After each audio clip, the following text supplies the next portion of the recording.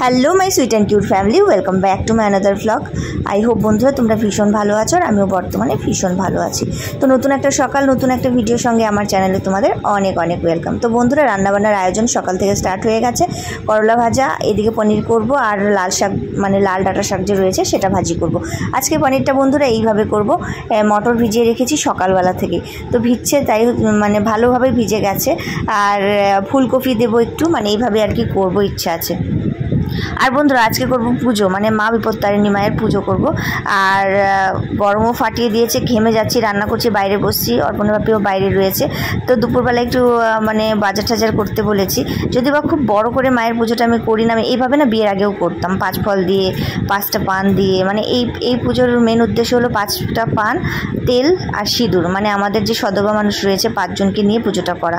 এটা কিন্তু অনেকভাবেই করা যায়, অনেকে 13 রকমের ফুল দিয়ে, ফল দিয়ে, তারপর 13 রকমের পান দিয়েও করে। তো আমি আবার মা ঠাকুমাদের কাছ থেকে শিখেছি 5 ফল দিয়েও করা যায়, মানে বাড়িতে পাঁচালি ঠাচালি পরে নিজেও করা যায় যখন ইচ্ছা হয়।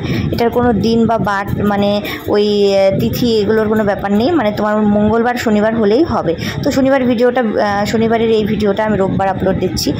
তো রান্নাবান্নাটাও কমপ্লিট হয়ে গেছে বন্ধুরা। আর খাওয়া দাওয়া করে, এটা কিন্তু উপোসও অনেক থাকে, আমি আবার উপোস থাকি না, নিরামিষ ভাত খেয়েও পুজোটা করি। তো এটা সন্ধেবেলায় পুজোটা করতে হয়। তো যাই হোক, খাওয়া দাওয়া করে একটু আরাম করেছিলাম। সন্ধ্যেবেলায় মানে আয়োজন করেছি, আর আমাদের বাড়ির পাশে 5 জনকে মানে নেমন্তন্ন করেছিলাম, কারণ 5 জন তো লাগবেই বন্ধুরা, কারণ পানটা খেতেই হবে। বাইরে ঘুমিয়েছি, দেখো না যা গরম পড়েছে, বাইরে ফ্যান চালিয়ে 3 জনের কি খাওয়া দাওয়ার পরে একটু ঘুমিয়েছিলাম।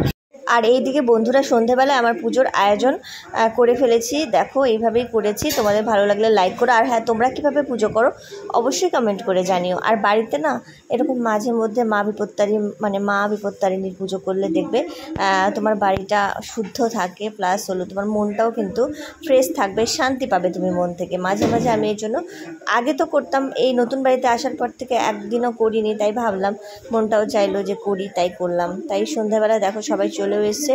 আমি যে পাঁচালি পড়ছি, পাঁচালি পড়া হয়ে গেলেই এখানে কিন্তু অনেক রকম ভোগও তোমরা দিতে পারো, চাইলে খিচুড়ি প্রসাদ, তারপর লুচি সুজি বা একটু পায়েস করা যেত। যাক, আজকে খুব গরম পড়েছে দেখে আমি আর সেটা করলাম না। দেখি নেক্সট টাইম ভগবান যদি করায় তাহলে আমি অবশ্যই করব।